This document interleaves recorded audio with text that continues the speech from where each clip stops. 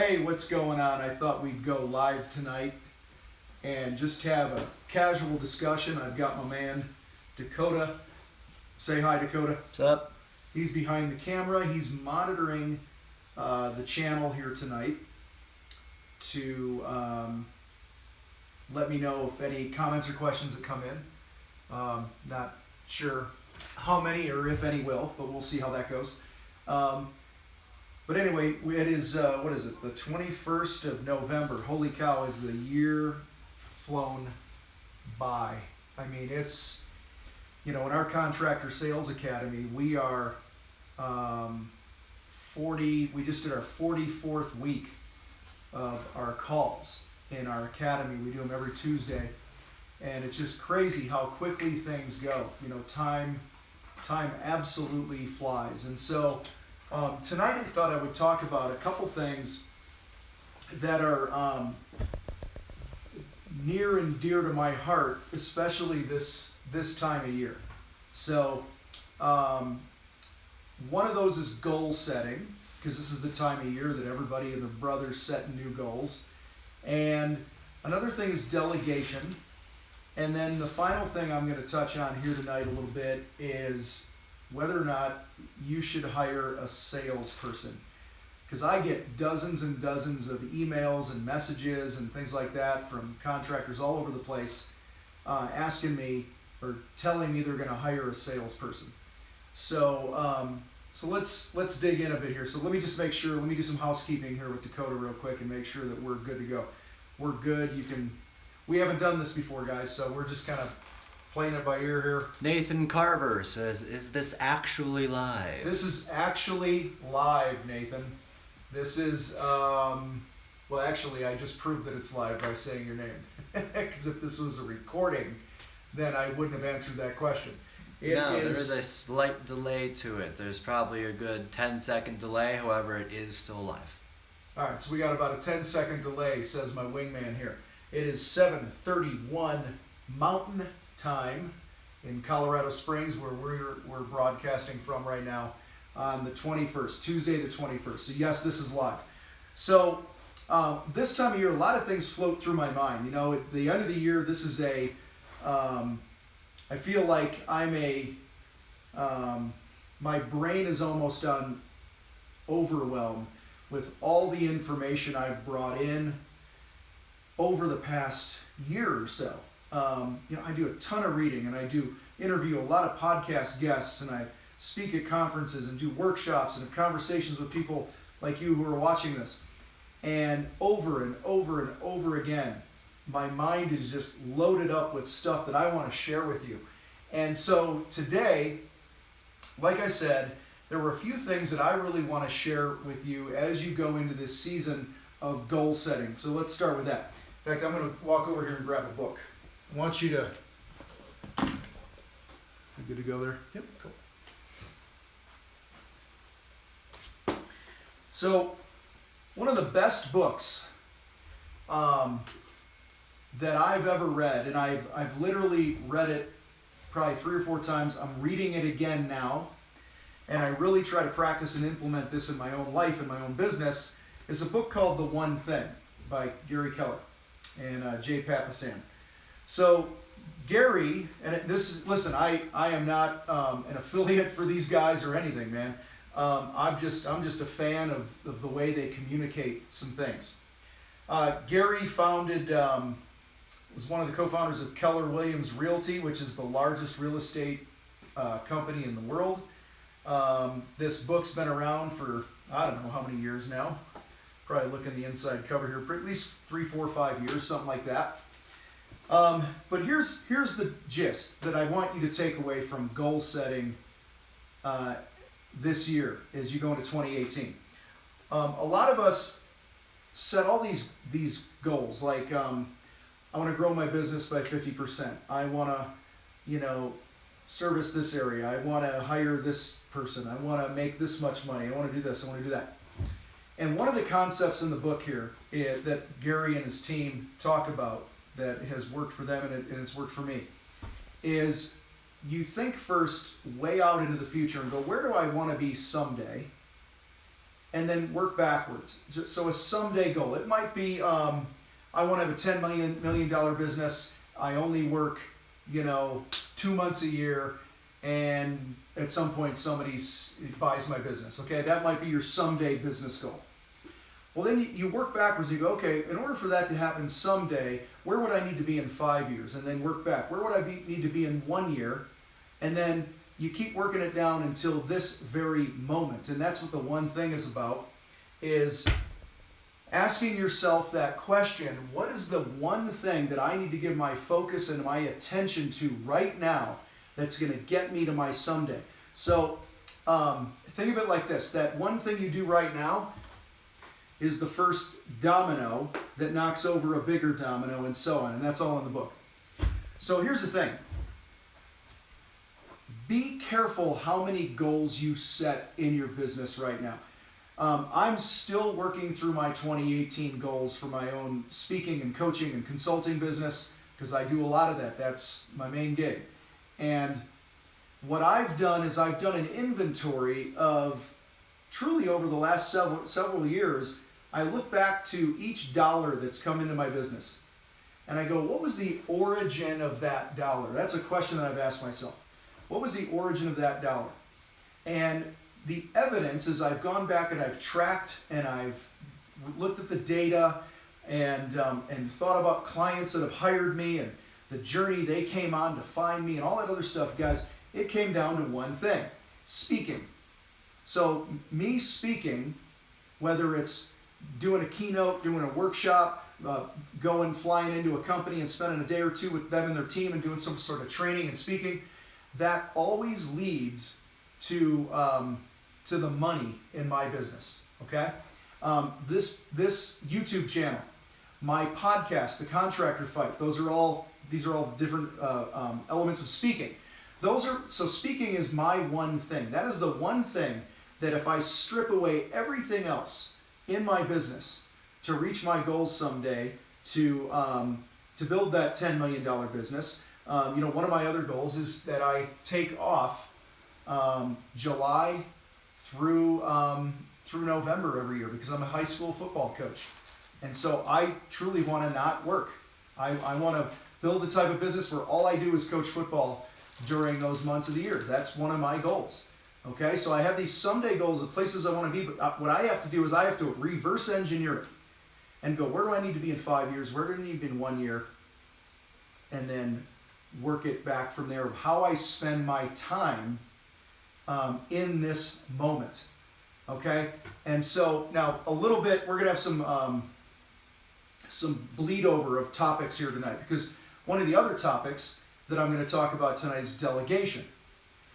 And in order for me to focus on my one thing that's going to move the chains for me in my business to get me to my goals, I need to make sure that I'm spending my time on my high impact activities, and I'm not wasting one moment of my time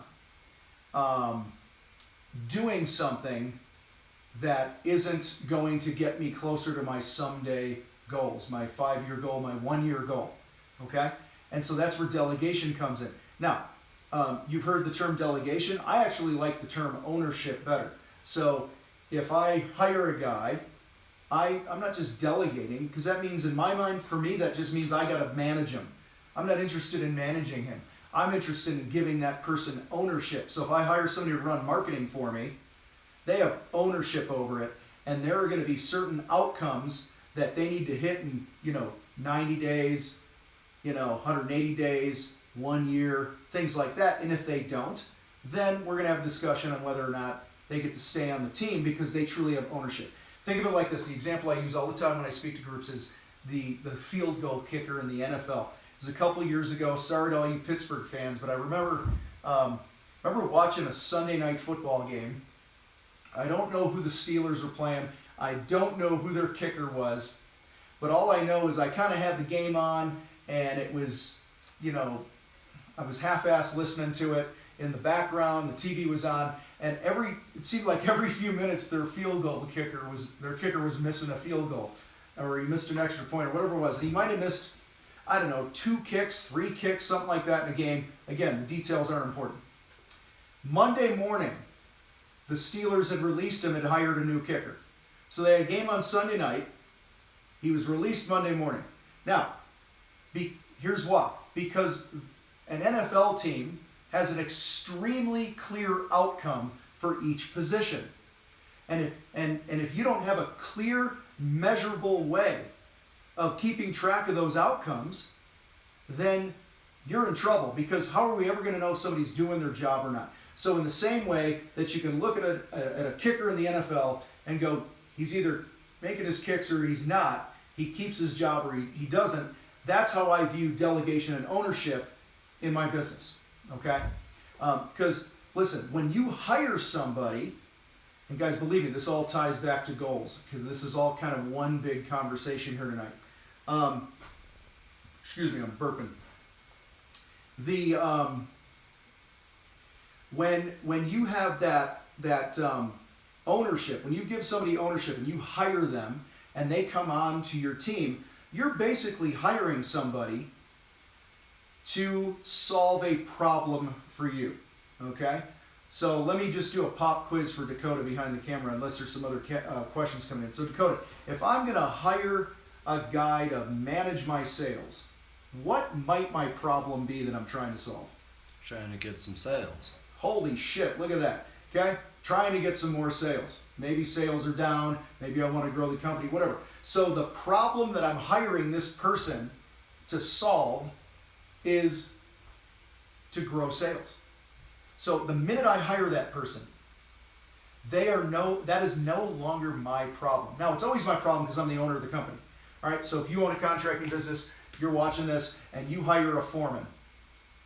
Okay, why did you hire a foreman? You hired a foreman to solve the problem of running jobs and bringing them in on time and on budget with happy clients and all that other stuff. That's why you hired the foreman, because you needed to expand the business, you needed to grow, you needed to scale, whatever it was, you couldn't do it yourself anymore. Whatever that problem was, that's why you hired that guy. So if you have to babysit that person and micromanage that person, then why do you even have him? Okay? So that's just kind of my 1 minute rant on a little bit of delegation here. So now, here's another thing. I don't know if you got this because I'm moving around. You got it? Okay. Let me know if there's any questions. Yep.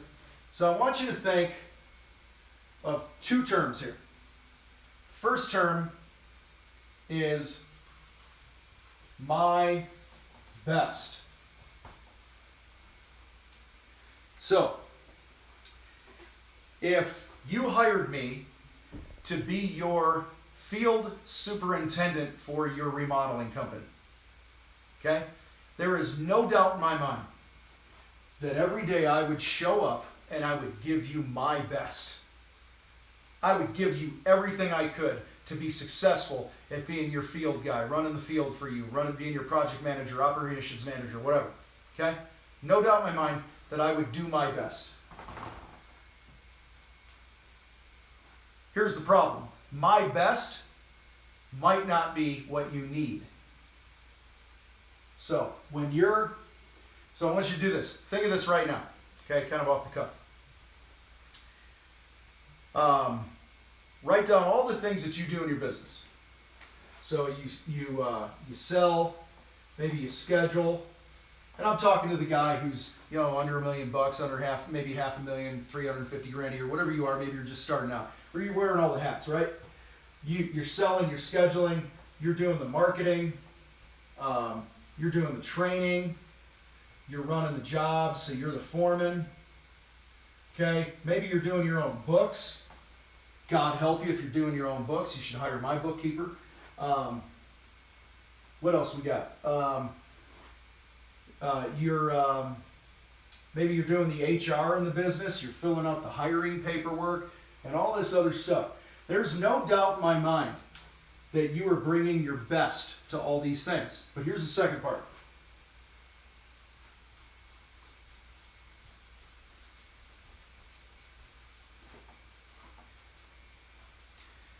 Look at each person, or look at each role that you are fulfilling in your business. Okay, we're talking about how to delegate, how to give ownership to people. This did it for me. This was the mental shift that I needed, guys. I said, listen, I can absolutely do my best at selling, do my best at scheduling, do my best at training or running jobs or whatever, but is it the best that there could be? Okay? So, my best is different from the best. So, if my best is not the best that my company can offer in one of these areas, then I need to get rid of that thing and give it 100% ownership to somebody else so that it becomes the best, not just my best. So, what you'll find, if I just take this list here, I'm terrible at HR. I'll give my best, but I'm not the best. Not the best at the books. I'm really not the best foreman. Not the best trainer when it comes to training people in the field. I'm certainly not the best at scheduling things. Okay, so I'm left with about two things, sales and marketing, in my own business, and this is exactly how it's played out for me through the years. These are the things that, in my company, I'm the best option. I'm the best choice. And even the people I've brought in through the years, I can still honestly say, I'm the best, not just doing my best. Okay, so hopefully that makes sense as you are looking at all the things that you do in your business. And here's the cool things, you guys. When you cut all these things out, you have opened up so much time for yourself to then reach those goals that you're talking about. Okay, and I highly believe that this is my artwork, right? These are dominoes, man. Okay, that every goal you set needs to be the type of goal that when you achieve it, it will knock over the next domino, and it will knock over the next domino, and it will knock over the next domino. Okay. When you can do that, when you can focus all of your time, your best energy, your best skills, your best talents, because you're the best in certain things, you're going to be more likely like the sun shining down on something with full force and burning a hole in it, okay, because you're ultra focused. But when you're running around just doing your best and trying to balance everything that's going on, you're never going to bring the best, and in turn, you're going to be less likely to reach your goals. Listen, 80% of people at least don't reach their goals. 80% of contractors don't reach the goals they set for themselves each year.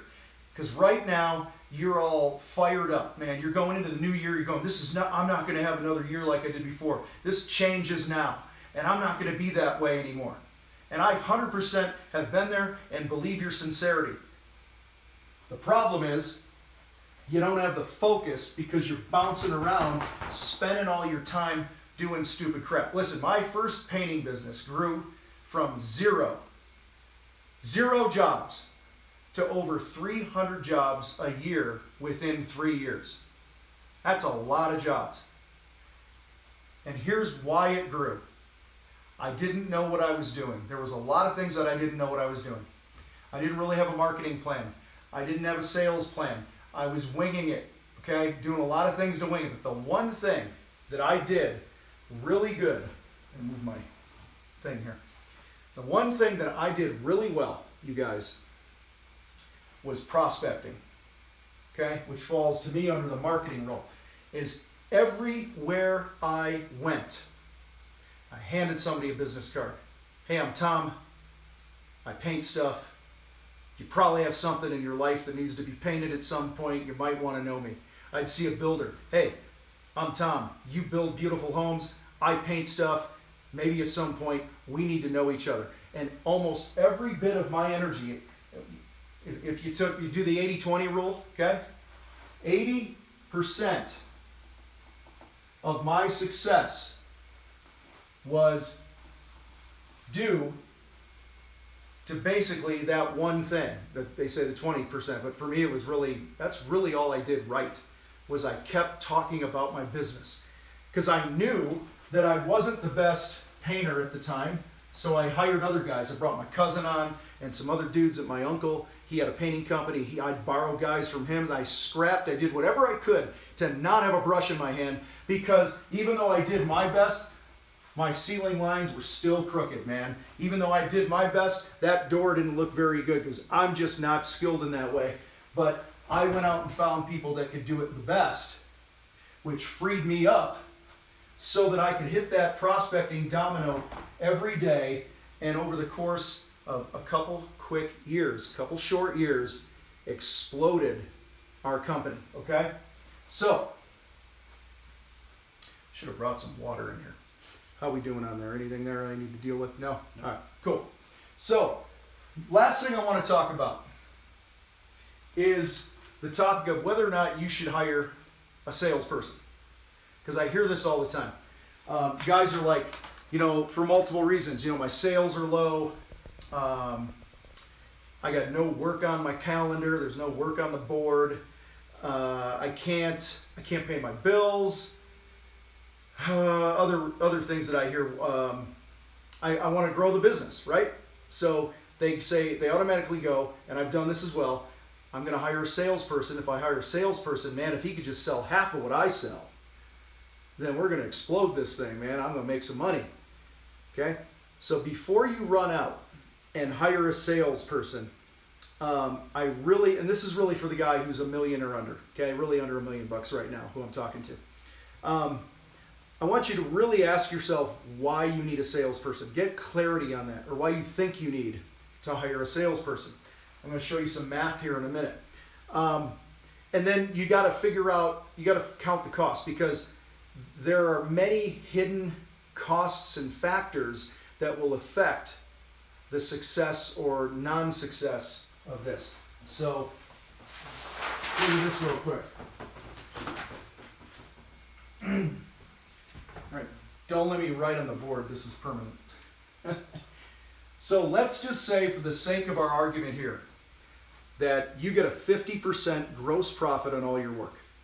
Okay, so what that would mean is, just in case you haven't seen my other videos, if you do a $10,000 job and you spend, you pay your guys, you pay work comp and taxes on those guys, because you're not paying work comp and tax on your guys unless they're working in the field. You're buying materials for that job, maybe permits, all that other stuff. Those are called cost of goods. So if I have a $10,000 job and I spend $5,000 on all that stuff to produce the job, I get $5,000 left, which is a 50% gross profit. So let's just say most of my jobs, I get a 50% gross profit. And that gross profit money is what I have left to pay the overhead of the business, to pay the truck payments and the loans and the marketing and paying for your damn Contractor Sales Academy membership, which you should be in right now. Okay, go to contractorsalesacademy.com. So you look at that and you go, all right, well listen, if I find a sales guy and he sells 100 grand and he sells 100, we keep a 50% gross profit, I got $50,000 that goes to my bottom line. Or it's really excited, man, if he sells $200,000, I'm going to keep $100,000 that goes to my bottom line off that gross profit. But not so fast, because here's why. I got some notes here in front of me, that's why I keep looking down. There's a few things that you have to take into consideration. Number one is, somewhere from all this money, you have to compensate the sales guy, okay? Because he ain't working for free. So let's just say, give or take, let me do this on the back of this, just for my own scribble here. Let's say I'm going to pay him, and I don't care if you pay him salary, commission, a combination of both. Let's just say, however you pay him, it comes out to about 10% of what he sells. So for every $100,000 this guy sells, he's going to make 10 grand. So I'm going to take $10,000 right off of that. Okay, which you should not pay salespeople off of this. You should pay them as a percentage of gross profit. We'll get into that later. Okay, so let's just say we take it off that. Well, we had the 50% we spent doing the work. Another 10% goes off. Now that 50% is a 40%.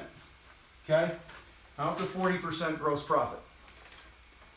You go, okay, maybe I can live with that, maybe I can't. I don't know your overhead situation. Here's the other factor. In order to sell this additional, the key here is additional 100,000, 200,000, 1 million, 500,000, whatever your number is, you got to produce those leads, man. Okay? Because what a lot of guys fail to remember, you might have 100 leads coming in a month for you and you're running them yourself. Well, the minute you start, what if I hire a sales guy and I go, okay, you're my full-time sales guy? I'm not necessarily growing the business. Is he going to sell as much as I am, as good as I am? Maybe, maybe not. But if I give him those 100 leads and he sells at or below what I normally sell, percentage-wise, then I haven't grown the business. I've just added to my expenses. Okay? So what a lot of guys fail to take into consideration is the cost to get the additional leads to do this additional work. All right? So if, let's say your closing rate is 40%, 4 out of every 10 jobs. Every 10 leads that come in, you get 4 jobs.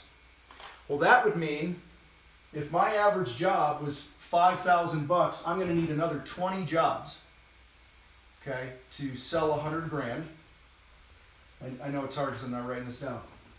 Well, in order to get those 20 jobs, you would take 20 and you would divide it by 0.40, 40%, okay, which is going to be, I don't know what, another 100 leads. You're going to need, basically 100 leads, give or take. I don't know, I'm doing the math off the top of my head, okay? And what do you spend on marketing now? What's your cost per lead right now? If your cost per lead is $100 a lead, and you need 100 more leads, that's another $10,000, man. Okay? Yes, sir. Sales tip for selling your services, says JVPW, and then a big one after that.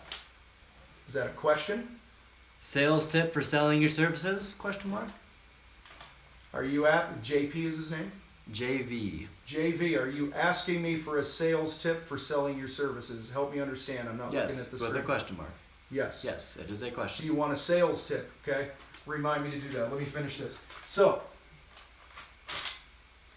there's the cost to get the additional leads, guys. There's the cost to pay the salesperson. Do you have the people to produce the additional work? Okay? Because if you ain't putting that work, not installing and finishing that work, then you're not getting paid on that work, and you ain't gonna have a business because your guys are gonna leave and this great salesperson is gonna leave. There's also the cost of your time and your energy, because the minute you bring another salesperson on to support what you do, some of your mental energy, a lot of your mental energy and focus is going to go towards getting them up to speed, and there's a cost financially to that as well, because you're not in your own rhythm like you might already be.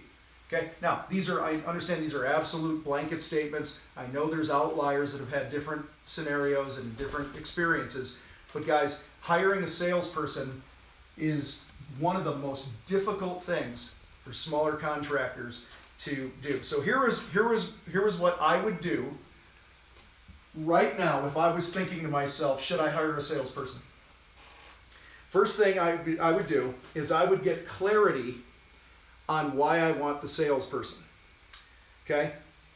I want to grow my business. Well, what does that mean? I want to do another 300,000 or another 500,000 in revenue.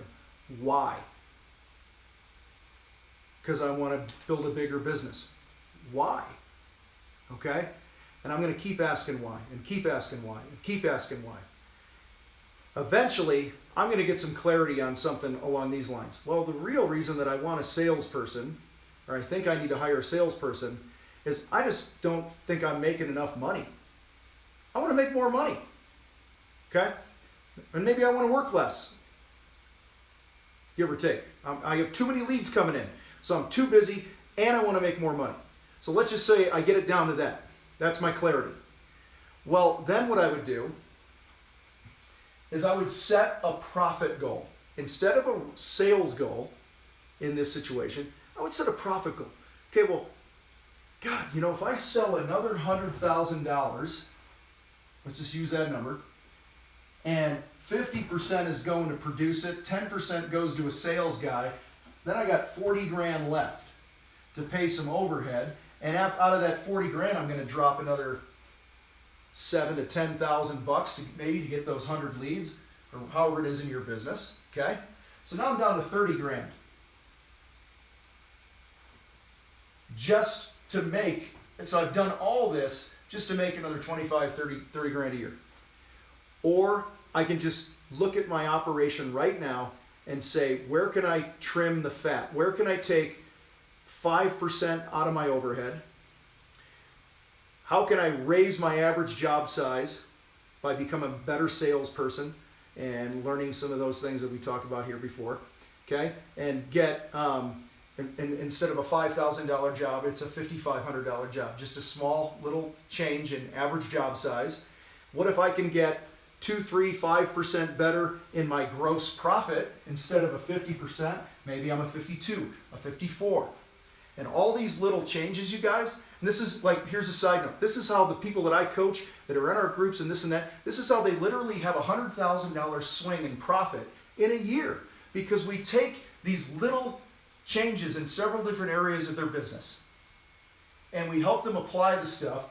We help them, wherever my domino thing is, we help them focus on the right goal, like that, magnifying glass with the sun coming through it, so that their best energy, their best power, all their skills are focused on the thing that's going to pull all that stuff off for them, okay? And then in turn, they've been able to add way more profit to their bottom line, and in many cases, their revenue hasn't even grown. Or it's maybe just grown a little bit, or maybe the revenue's grown by a third, but profit's gone up 10 times. Maybe leads have gone down. They're doing less jobs, but making more money. So there's so many ways to say this because it all depends on your individual situation. But if you're asking yourself right now, should I hire a salesperson? Start with getting clarity of why you want to do that, and then set a profit goal first. And then see if there's any way, shape, or form that you can hit that profit goal by making these other changes first. Okay? That's the guy that's under $1 million, right? Now, if you're closing in on $1 million, you're over $1 million, I get it, man. There comes a time you want to scale the business. You want to get to the point where maybe you can sell that thing. And I'll tell you right now, if you ever want to sell your business, you better not be selling more than 20% of your revenue. Okay, that's a huge, huge factor that's important. Okay, so eventually you're going to have to put some systems in place. You're going to have to hire some people and all that other stuff that we'll get in. It's not the purpose of this video here today. Okay, so hopefully this stuff on goal setting, delegation and ownership, and the salesperson things helps you guys out a little bit. So I want to piggyback on this question here. So give me the question one more time. A sales tip? Yes. All right. Sales tip for selling your services. And he says, to what you said earlier, asking a question, he said, yes, sir.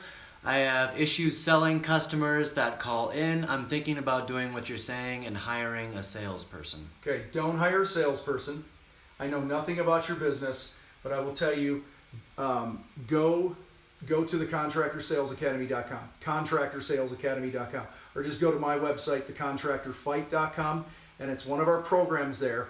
Guys, it's $500 frickin' bucks a month, and we're guaranteeing you at least a 20 times return on your investment if you do the work.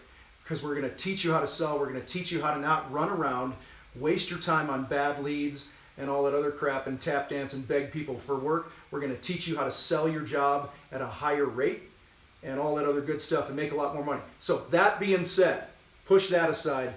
Here's a tip. Take care of your existing clients in an amazing way.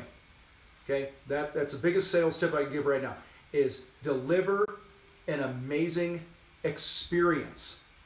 One of the biggest problems that contractors have is and you guys have heard it, because I guarantee you've gone to a house and they go, yeah, we thought we'd call you, and you go, oh, have you ever had anyone build something like this for you before? They're like, yeah, but we didn't want to call him. Oh, how come? Oh, well, he started the job and then he left and then he'd come back, and every time we'd give him money, then he'd disappear for a couple days, and then it took him forever, and it was this shitty experience. That's what most people get from contractors. But guys, when you sell at higher rates, 50% gross profit rates and better, you don't have to do as many jobs. So you're not running to start the next job to fund the job you're on now, because you can, as that old, I think it was a Doobie Brothers song, love the one you're with, man. You're on this job right now. Love that job. Love that customer. Take care of them. And you cannot do that if you're selling cheap. If you're not, and if you're selling cheap, it's going to be much harder to deliver a great experience. Let me get my sheet back here. Because when you sell for cheap, okay, you don't make enough profit. And then when you don't make enough profit, you're not able to cross off all the things that other people are the best at from your schedule. Okay, and you see where we're going? You're on this hamster wheel. And you never get off this hamster wheel because you're not charging enough for your work. And the reason you can't charge enough for your work is because you don't deliver a very good experience. You don't return phone calls quick. You don't do what you say you're going to do. You leave a mess. You haven't trained your guys, and I could go on and on and on. So my biggest sales tip for you is give them a mind-blowing experience. Then they're going to be way more likely to refer you to people, because we all hang out with people like us, that they're going to be more likely to refer you to people who respect what you do and who also are like-minded to them as well. Okay, so it all starts with that experience. But I have found time and time again, one of the biggest reasons that we talk profit, okay? I talk profit more than I talk anything else, more than I talk revenue or anything like that, is because profit enables you to hire better people, train those people, invest in your marketing and telling a better story from a brand perspective, and deliver a better experience, and on and on and on. But if you don't have profit, you can't do all that other stuff. Hopefully that helps. Another question. This one is from Chris Landis. I am a one-man carpentry business. I feel I'm the best at the carpentry work, but I struggle with the office work. Should I hire an office person? Can an owner stay as a foreman and still grow my business? Yeah, great question, Chris, right? Chris Landis. Chris, great question. So, a lot of people think that the only way to success in a business is that you hang up the tool belt. Now, in my case, that was the right thing to do because I sucked at the trade, okay? I grew up in the painting trade.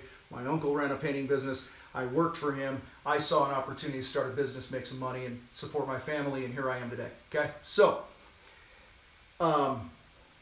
if you love what you do, if you love painting, if you love, creating, building, designing, all the things that you probably do in your job right now, and if you truly are the best, if you're that freaking good and you suck at the other stuff, then by all means, hire out all this other stuff. One of the first things that I outsourced 15 years ago was the books.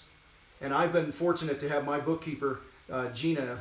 I'm in Colorado, she's in Chicago, okay? Outside of Chicago. I've worked with her for almost 15 years now because I knew I couldn't paint very good, but I also knew I couldn't do the books really good. And so I outsourced to her, and I have from day one. So what I might do in your situation right now is if you love being in the field and you're the best, I would say, okay, what are the areas of my business that I need most help with right now that I'm not the best at? And obviously that would be some of the office stuff. Start small. Start with a virtual assistant. I have Gina on my team. I also have Roz on my team who's in Houston. She's my virtual assistant. She's been with me for 2 years now. So when I get booked on a podcast, when somebody gets booked on my show, speaking gigs, checking my email, I could go on and on. These are all the things that I have her do, okay, that she does for me.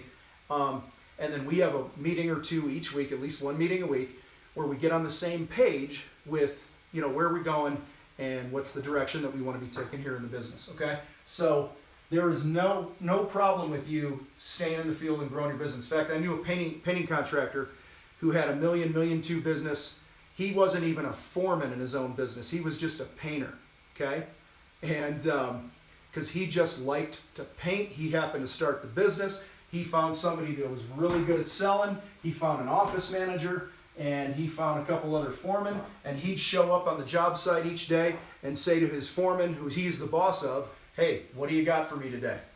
And then he would cut out a couple times, 3 times a week, go back to the office and have some company meetings and get on the same page. So it can be done. And the cool thing about this, man, is that you get to script this, man. This is your movie, right? It's your business. So you truly get to build it any frickin' way you want. And so if I'm you and you love working in the field, then work in the field. Hey, if you're good selling, because you're probably decent at selling if you're working and keeping busy, right? So maybe you sell and you produce the work, but you have somebody else handle this other stuff. So hopefully that answers your question, man. All right, we good? Yep.